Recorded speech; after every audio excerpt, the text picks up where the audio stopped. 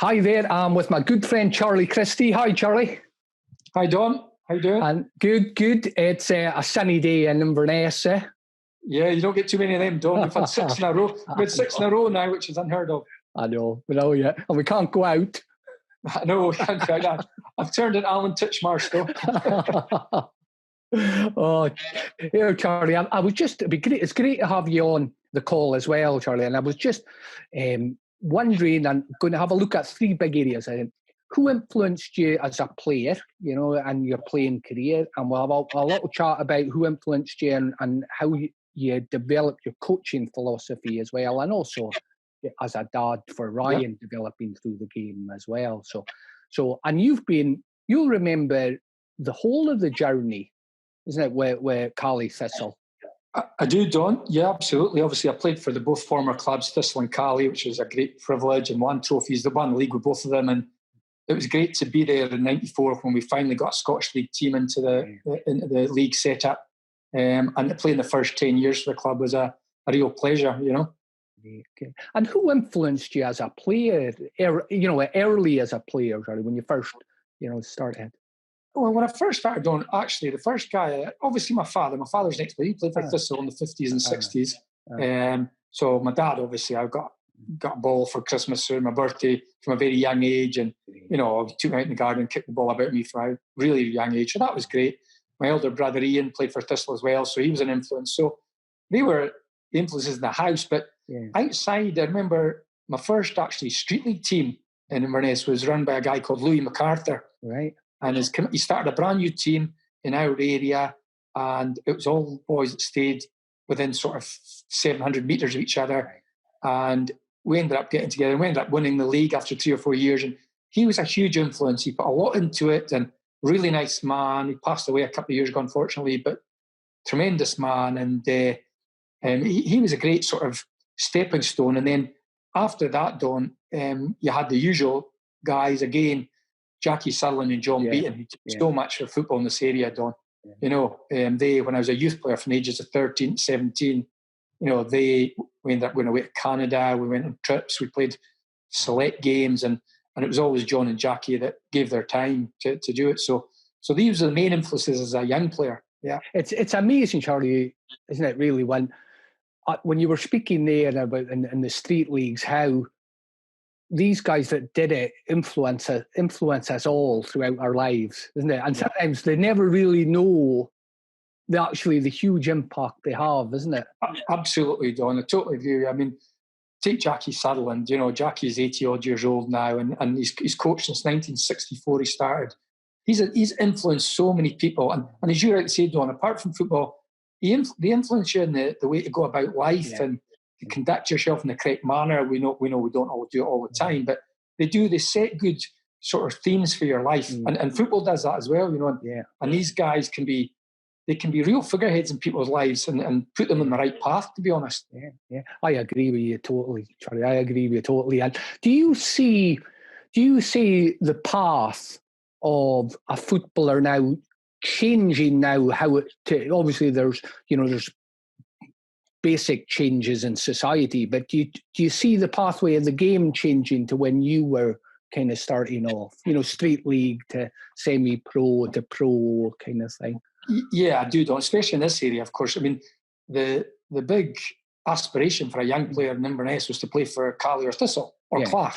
If you played Highland League, it was the top level of football in this area, and it was a huge achievement. And don't get me wrong, there was many, as you know, fantastic players in the Highland League at that era. Some of when I started watching Highland League, I think my first game was 74, 75, and I watched it regular right the way through. And I could name dozens of players in the 70s and 80s that would have gone on to be professional players had the opportunity been here in this area, So it's different now, of course, because you've got a professional club in your doorstep. Well, in fact, you've got two ourselves in Ross County. Both clubs, have played in the top league in Scotland, and to be able to become a professional footballer in your home city is just it's a real goal for young players now, I think, or it should be. I think it's incredible, Charlie, the difference. And I think if we don't watch, sometimes we can take it for granted. And I was reminded that when I was speaking to our good friend Parky, and he was talking about how going from Fort William. He went from Fort William, a short period at Cali before Hearts, but his terminology says, we were cut off from the world at Fort William. That's how it felt. Brilliant. He's a perfect example, Don. I mean, Donald's a great example. He played for the school in the morning for William, jumped in a car, drove up, had a bite to eat, and played for Cali in the afternoon. Yeah. Now, imagine that nowadays, Don. It would be unheard of. You know, it would be absolutely unheard of. And fantastic guy, tremendous player, but, you know, as we know, a fantastic coach and most importantly, a fantastic person. Yeah, and, you know, Donald was a good influence. And as you know, I worked with Donald. I took him on board as my assistant when I was manager, and great guy. But no, it has changed a lot. And I think football now, the biggest thing for me, and I do find it hard to take, is you see the salaries, and it's quite pertinent now in lockdown. I know there's been a lot said about it, but it's gone a bit haywire, in my eyes. And I don't mean old school. They give fantastic entertainment. Football's my life; it's in my blood. But I just think the balance is too much now. You know, it's you know, I look back and the fantastic players. I see them actually when I go down to Parkhead sometimes. These guys that won the European Cup for Celtic in '67, but when they finished playing, they didn't have enough money to lay back their laurels, because, you know, the money in those days wasn't in it. You know, and that's maybe, you know, I'm not convinced that's been hugely beneficial. It's been beneficial in some ways, but you know, it's taken a wee bit from the game as well. In my opinion, but no, it's great in this area. Just the fact we've got the two teams, and when both teams, County and Cali Thistle, had the two caps in the sideboard, you know, in 2015. What an achievement for the North of Scotland football. It really was, you know. And I think that's what people forget. It's a relatively short period of time that happened, really, isn't it, in the history of football clubs? I mean, I talked Dougie McGilvray, and our chairman, he turned around in, I think, our third or fourth season and said, we'll be a Premier League team within a decade. And we all thought Dougie had a drambu too much, you know. But Dougie was proved absolutely spot on. You know, we came into the league in '94, 2004, we're playing Premier League football. It was just for Cali Thistle, the rise has been phenomenal, Don. As I say, it's been an absolute pleasure to be a part of it, to be honest, you know. And you see, when you were playing, Charlie, as you started playing, what other coaches influenced how you played the game as you developed? Well, at Cali, when I broke into the first team, the coach was Ray McIntosh, a fantastic coach, now in New Zealand, Raymond. Great thinker. And it's funny, Don, when I speak about, or I think about good coaches, I always relate it to guys that think a lot about the game. You know, and obviously that goes hand in hand. You know, good coaching doesn't come, you don't wake up one morning and become a good coach. You know, you've got to put a lot of thought, a lot of thinking into it, a lot of study. You've got to take on board. Again, you've got to realise that you're not always right. You've got to realise that no matter how good a coach you are, you get it wrong at times. But no, early, Ray McIntosh was a good influence. That was early days. And then I was lucky enough to play in the Highland League with John Docherty as a manager. Oh, right. Great. Fantastic manager, Don. Really good man management. You know, Doc was an ex-player at a high level, but a good man. And one of these guys, Don, and it'll be a recurring theme as I speak over the next few minutes, I think, is that he's one of these guys that the players wanted to do well for. That I think is absolutely paramount. You know, I've been in change rooms that maybe that's been missing. But John Docherty had that. I played for Thistle, won league in '86 with Thistle. Brian Black took it and, you know, changed the thinking at Thistle and won the league within 15 months. With actually, my late great friend Alan Hircher, he believed that the 1986-87 Thistle team's the best Highland League team he'd ever played against. And Brian Black, he changed our thinking. We played some terrific football, Don. Again, he was a manager that you wanted to do well for. You know, and I think that's important. And then as we go, when in Cali Thistle days, we had Sergei Baltacha. Tremendous guy, Sergei. Played at the top level for his country. Sergei was maybe ahead of his time for this area. You know, Sergei was very tactical based. And I don't think the Highland League fans, the Cali Thistle fans, were quite ready for that. No, they wouldn't have liked that. You know, so it was difficult for Sergei. It was a shame he probably did the job at the wrong time. But then very quickly we got legend that is Mr. Patterson on. He'd come in and he was just, I was told beforehand that some of the things he gets up to, you won't believe. Yeah. We're not going to that. But as a manager, he just was just attack-minded. Yeah. What I liked about him, Don, was he always talked about his own team far more than the other team. Yeah. He was so positive in his thought process, and he got you going out in the park. I mean, I went out in Celtic Park with the supercalibalistic night as a 34-year-old, and I felt 10 foot tall going on the park because Pelly instilled that on you. He believed that his teams were capable of beating anyone on any given day, which is so he was a big influence. And then you go through I looked at Donald Park. Yeah, Donald came in and was assistant to John Robertson. Unfortunately, I was just getting to the age where I was finishing. I was 37 at the time. I was finishing playing. Had a good innings. I'd have loved to have been 5 years younger, to be honest, because it was an exciting time at the club. Yeah. But Donald Park was a good influence. I watched him and I spoke to him about his thought process in the game, and then as I worked with him, when I took him on board as my number 2, Don, he was just such a great help. It was that was a real learning curve for me in the 2 years in the management team. I know. I actually got yourself involved at the club. You were a magnificent help. Yeah, and it was such, when I look back now, we get a bit frustrated at times because I probably didn't realise how well I was doing at the time. Yeah. I never really stepped back from things. And I thought we were 7th place in the Premier League. We made £250,000 profit. Yeah.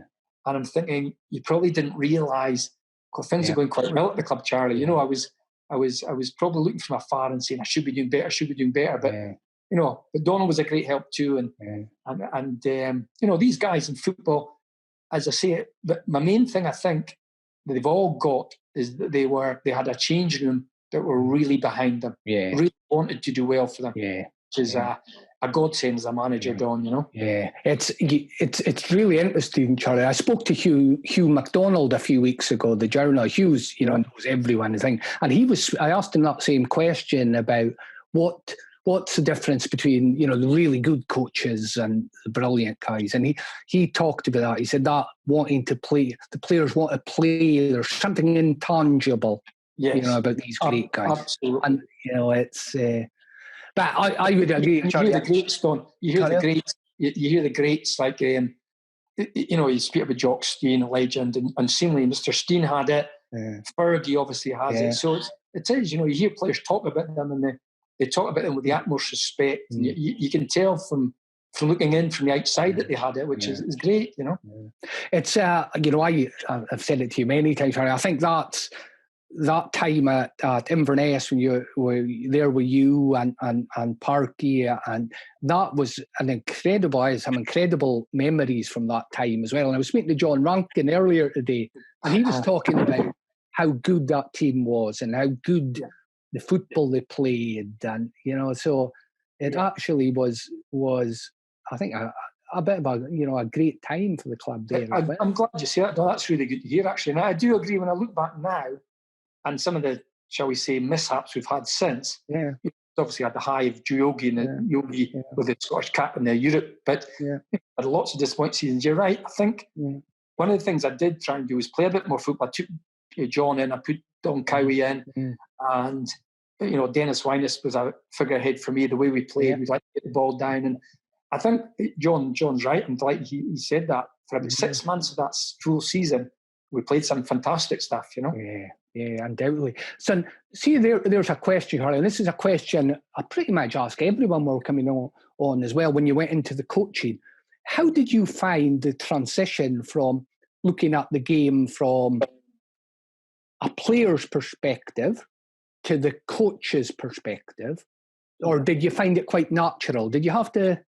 No, Don, I think it's brilliant. I think that's funny, pal. I think that was the hardest thing I found. I really do. And players don't realise how lucky they've got it. You turn up in the training ground, you water bottle, and you just expect the session to be set up and to be good and to be lively. And we've all got back in the bus or whatever, back in the car or back in the change room and had a wee gripe about a training session because you don't realise how hard it is to keep things fresh, to teach. If you're trying to teach, as I say, I try to teach the boys to play a shorter passing game because the way my philosophy is, the way I like football to be played. But one of my problems I found, Don, and it's interesting, and I think there's a problem Richie Foden had. He's a really good guy, Richie, but he probably didn't realise it. One of my problems is that I left a change room full of guys I just played with. So I had a lot of teammates in the team that I managed. When I look back at my career, I think I'd have probably been better going away and coaching elsewhere for 2 or 3 years, then coming back. Because I remember leaving Roy McBain out of the team, who turned out to be a fantastic player for me and an unbelievable player for Charlie Thistle. And I spent all of Friday night feeling rotten about leaving Roy McBain out of the team rather than focusing on the game the next way. So the next day. So that was a difficult one. But you do get out. It's a learning curve when you start getting into the coaching and the SFA where I went down and did, you go down, do your courses and you look at how other people work and it's, I like the idea of trying to make players better, Don. Which I think, some managers I don't think about that. I used to think, I remember having a discussion with Russell Duncan actually. I used to say to Russell, you're a wee bit closed off the way you take the ball from the back four. I think your body shape's not quite right. If you move your body angle 45 degrees, you'll see more of the pitch. You'll be a better player. And he did. And he appreciated that, Don, and it was good because I remember speaking to Russell afterwards, and he wasn't in my initial team, but he came into the team and he couldn't get out of the team. So I think, but as a player, you don't really think about that. Players are selfish, as you know, Don, without meaning to be. They're really just interested in themselves and being selected, and that's it. Whereas a manager, you've got so much to think about. But it's great. It's a great way to live your life too. It is, and you'll see it, Charlie, as well, and because like you're saying, you'll see boys you play with now. And I was thinking, I was speaking to John Rankin, who's a player and now who's on the coaching journey as well. And when you were speaking, I think I seen Roy last year when I was doing an SFA thing over in Cove, because he's doing the coaching in Cove now as well, isn't it? Absolutely. Well, it's funny, Don, because they're two players. I think we all have a feeling in the changing room for who you think will go into the coaching. I mean, you often get but as you said, the two boys we just named, John and Ron, I mean, they were thinkers about the game. They did think about the game. You could tell that. And see, if you were changing the tactics, you didn't have to explain it twice to John or Ron.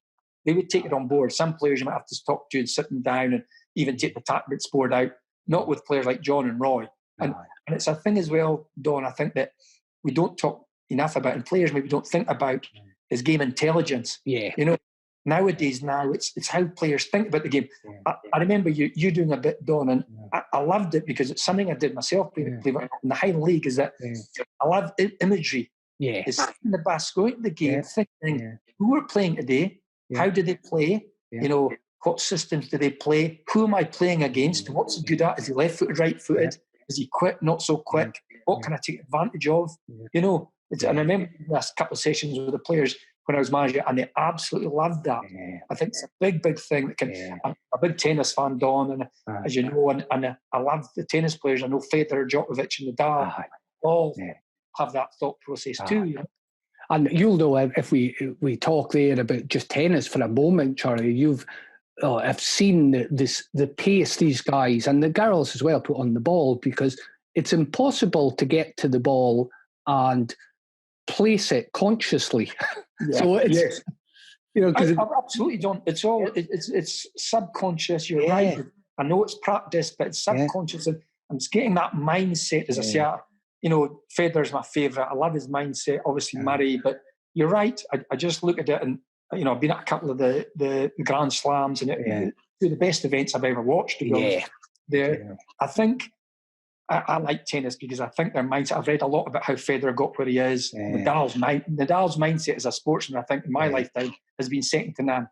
When you look at the injuries that he's overcome, nothing Nadal, and you see him playing for 4 hours and 35 degrees in Rome in the centre court. These guys are tremendous, but a lot of it comes down to their mindset, Don. I would agree, Charlie. And the thing about tennis, before we kind of, I suppose, go back to the football, I think football can learn from different sports. And someone said to me once about tennis, which really struck with me, is, see, if you're leading in a tennis game, you can't run out the clock. You have to go and win it. You can't just hold a lead. You have to go and win it. And I thought, absolutely. It's bang on. You're right on that. It's a different game. You've got to see the whole thing through. But But no, yeah, it's part of the game, Don, and it's what I enjoyed, and I know the players loved it, is that I don't, and that's a change in football now. You know, when my father played, it was bloody get on with it sort of thing, you know. I don't even think they had subs in those days. Now, you've got to get in, a player's got to be mentally strong. You know, he's got to accept the knockbacks you'll get and forget about it, you know, and step on. And, I think, you know, you're mentioning about the young fella, young Ryan, and that's one of the proudest things that I take on board that he's done. You know, because in his, he's had several knockbacks and setbacks in his career, but he's overcame them. And I saw an article Gordon Strachan had about 3 or 4 months ago and about Ryan, and I just thought Gordon hit the nail on the head, to be honest, you know. But again, it comes from having that strong belief. Yeah. I think that's one thing I really admire about Ryan is, as you said there, every, you know, if he's had a knockback, he's stuck in, but he's taken every opportunity and just got better and better, Charlie, isn't it? Yeah. It's grasping the opportunities, Don. Exactly. I remember speaking to him when I thought he would have to leave Celtic, and I said to him, look, and it was the day before the window ended, Don. It was the 30th of August. And there was 3 or 4 teams interested in him. I think the current Celtic manager, Lenny Neil, made it obvious that he was keen to get him at Hibs. Derek was keen to get him at Aberdeen, and both great clubs, great managers, you know. And I spoke to Ryan that night at 8 o'clock, and he actually turned to me and Don and says, Dad, I feel I can still do it here at Celtic. And I thought the time was over. And I said, Ryan, look. And he says, no, he says, Dad, I train with these guys on a daily basis, he says, and if I didn't think I could play at this level, he says, I wouldn't say it to you. He says, I honestly, genuinely feel, and I take my hat to him, and it still took me another probably 6 to 9 months to get the opportunity on, but, you know, he's grabbed it with both hands, and he's just stepped on to bigger and better things, which should be so pleasing to see, you know, because one thing people will say, Derek McInnes has said it, is that he deserves it. You know, he really does. I know how he trains. I've asked senior professionals at the clubs he's been at Aberdeen, at Thistle, at Celtic. I've asked senior guys how he's trained, and they all tell me his training's top notch. And, you know, so he deserves it. And I think there's more to come from him.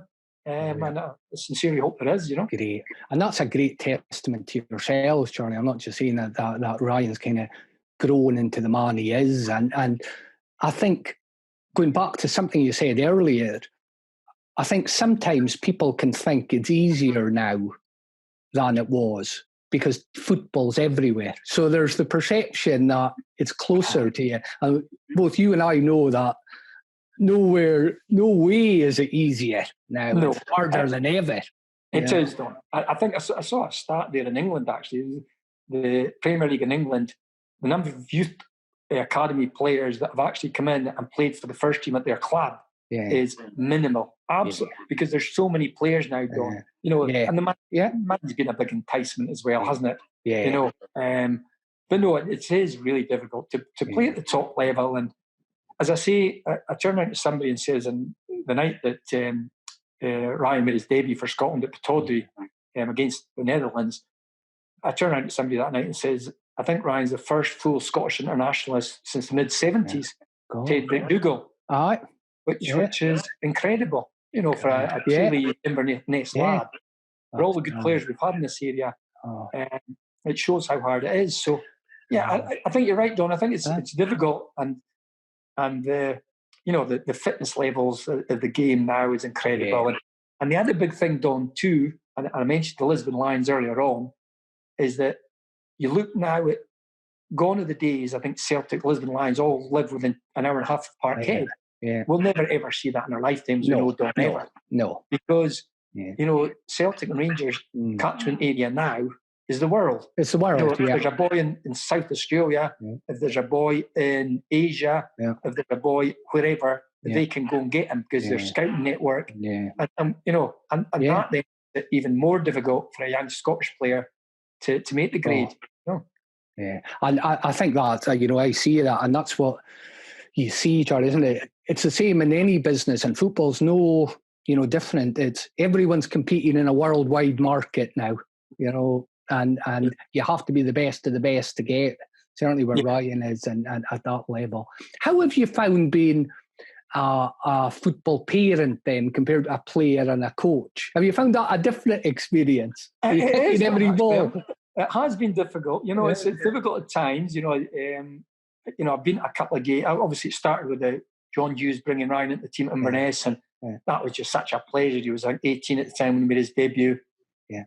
And it was just an absolute pleasure, and then you go down to Celtic, and it's been phenomenal. I mean, you just feel like overriding feeling of pride, actually, Don, Yeah. I mean, the night of the Lazio game, I just felt he scored the equalising goal and then took the corner for the winner in the 88th minute. Yeah. And you're thinking, you're actually pinching yourself, Yeah. It's tremendous. And it's great, though, Don, because in my job now, a lot of what I'm seeing with Ryan, and I can now relate that to the parents in the youth system at Charlie Thistle. I can relate that to my job as well. Yeah. I mean, you've got to take the setbacks. I remember there's a well-known saying in football, the only thing that's guaranteed is disappointment, But, in a funny way, you've got to take the disappointments to make you a better player and a better person. But no, as a parent, it's been great. It's just, I've been frustrated. I mean, the 6 months Ryan first joined Celtic, he felt he was ready to play. He played the last game of the season under Ronnie Delia and scored. And I know for a fact, because I've spoken to John Collins, Ronnie's assistant, was desperate for Ryan to play more games earlier in the season. Yeah. And that was frustrating. And I was regularly phoning Ryan 3-4 times a week saying, train hard, keep your chin up. You've just got to work harder at training, get your fitness levels as high as you possibly can, show a good impression, don't be down, and your time will come. And, but there was even times I was doubting that, Don. But no, it's worked out well. So, but the main feeling is pride, because I know what he's gone through, and as you rightly say, Don, I know how hard it is to get. And I think that's, if I speak to parents of coming through the youth setups, and it's all, sometimes I think, as you said there, you can't shortcut it. There's no, like you see that way, what's the hack to get to the There isn't. There isn't, Don. You're right, Don. There isn't. There's very, very few, as I said. There's very few Wayne Rooneys get thrown in at 16 and an absolute turnout world-class players. These are the very unusual ones, The real ones are, you get drip-fed into a team. Some players don't get half an hour at the end of a game to show their worth, and they might have to wait another 3 months to get another half hour. And I say that to the young players, that when you get an opportunity, which in itself is a challenge, because that's a pressure on a young person, But it is difficult. But I'm a great believer in giving youth a chance at football clubs. I just think that, I know in my job I'm biased, but I just think it's got so many positive, far-reaching effects for a club. But as you say, it's difficult, and you've got to take it step by step, and you've got to realise that it's very few overnight successes, as I say. A lot of players take 2, 3, 4. I love the Vardy story. I love it. I really do. Playing Ian Wright as well, playing football and gets picked up, and I just love these stories. Go on to become world-class players. I just think it's fantastic, because again, it gives everyone hope. And I think that's a great thing to finish on, Charlie, actually, is that word, isn't it? Everyone needs hope. Everyone, you know what, this can happen. Yes, absolutely. I turn it around, Don, and it's a true story, this, and actually something's got a lump to because I took the Barcelona game when Neil was manager. They beat Barcelona 2-1. Best atmosphere I've ever seen at a football match in my life at Parkhead. Place is jumping. Ryan's, I think, 14 and a half years old. Never been to a European night at Celtic Park. So we go down there, and he's just gobsmacked, Don. And after the game, driving back up the road, straight up the road, up and down one night, driving back to Inverness, I said, Ryan, you should aspire to play at that level. And he just looked at me and goes, what?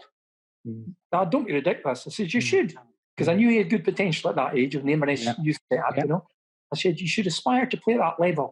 I said, because somebody's got to do it. And he just, he actually, the day he brought up, the day he signed for Celtic, he brought that up in his interview, which I was chuffed, Yeah, and it's true. It obviously stuck with him. But you're right, Don. Young players need hope. And, everyone says to me, what's your advice to young players, etc., etc. And it's my job now is you can't beat hard work, Don. No. At the end of the day, I see our young players, and I'll be honest, we've got 4 or 5 young players now. This is Charlie Thistle I've got huge hope for. But there's lack as well, as you and I both know. You need a manager that will give you a chance, a.k.a. John Hughes, because there's loads of managers in the game. that are not interested in youth. Yeah. But, you know, you look, Fergie did it, top of the tree at Man United, give the young lads a chance. Yeah. So, but no, you've got to, but young players is, I think, and it's myself and Donald Parks use the word a lot, attitude.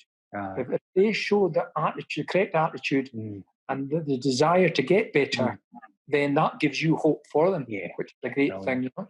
Brilliant. And just to finish with Charlie, if you had then, so that was players, and I think this is one of the hardest things, and you've expressed it a lot, is especially when you're a parent of a player, you know, is that then, you know, there's uncontrollables with their attitude. What would be any advice or, you know, important things you would say to parents of players within systems? Well, that's interesting, Don. You know what I would say, and it's I saw a thing at the weekend there. I got sent a link, Don. I don't know if you've seen it. Robin van Persie talking about his son. Brilliant, Don. It sat really well with me. Yep. I got it sent to me by two former Charlie Thistle youth coaches that worked with me and Ryan because they said, "Does this ring a bell?" And that's what they said to me because they felt it's the way I spoke to Ryan, and I'm not just saying it. You know, Van Persie was a fantastic player, but it was. And the thing I think for parents, and you've got to do it in the right way, and I'm the first to admit, and Ryan will be the first to tell you that sometimes I didn't do it in the right way, maybe I was a bit, but I think I'm a great believer you should demand of your kids. Yeah. I do, in the right manner, Don. Yeah. You know? I think some parents don't. I mean, every parent wants what's best for their kids. Yeah. But it's amazing what individual people can achieve in their life. Oh. It really is. Yeah, incredible. If you've got the correct pathway, and you've got to have the mindset and the attitude, you know, and your parents obviously help you, and as you say, people that coach you help you with that. But I'm a great believer of parents demanding of their kids, especially in sport, Don. Yeah. Especially in sport, go and say to your kids, look, I'm not good enough at this, I'm not going to, right, Ryan wasn't great at heading the ball as a young player. He's right, Ryan, we'll go out the back for half an hour you know, I know heading's a bit, you know, he was 15 years of age at the time. And you practice, you know, you might not be quite fit enough. Go and work with your kids, you know. Yeah, I think that's a great message, Charlie. And I loved the Van Persie quote, because what he said as well, wasn't it? It's all about you taking responsibility. And then I loved the second bit as well, is if you take responsibility, if it doesn't work out or you choose to, I'll still love you. Yes, you know, that's just brilliant. Absolutely, Don. I said that. You know, you're bang on. Yeah. I think. Give it your best shot. Yeah. You know, give it your best shot. I love that saying, and it's something you spoke about in the group meetings, the individual meetings. I know for a fact for the players, and it's so correct. Is if you give it your best shot and it doesn't work, that's c'est la vie, you know. Yeah. But if you don't quite give it your best shot, it's a bit like Don, to be honest. It's probably when I look back at the management, it's 14 years ago now, I think I didn't quite give it my best shot. And there is times it irks me a wee bit. Because I think, you know, that coupled with not realising how good the club was at the time, you know. But you're right, Don. As young players, you know, as I said, demand of them in the correct manner. Support them, obviously, because that's the job as a parent. But, you know, just turn around and say, look, reach for the stars. And if you don't quite get there, you've lost nothing, you know. And I think that's, you know, we're talking about Inverness and the Highlands just now, Charlie. That's a big positive now. And you've described it in your journey where, everyone's competing on a world kind of stage now, or competing with the rest of the world, but also the opportunities is phenomenal, isn't it? It is indeed. It's great. And as we used to, Don, the Highlands, we used to seem a bit detached from everything I felt up here. Now we're not. And credit to the two football clubs have done a lot in that aspect, sport-wise. They've taken us into the national fold, both Charlie Thistle and Ross County. And, you know, and now I hope that every sports person in the North can take pleasure in what the two football clubs have done and realise that we can compete in the national stage at every sport. Yeah, I agree. Great to speak to you, Charlie. Brilliant, Don. Nice to see you, pal. You Take too. care. Cheers.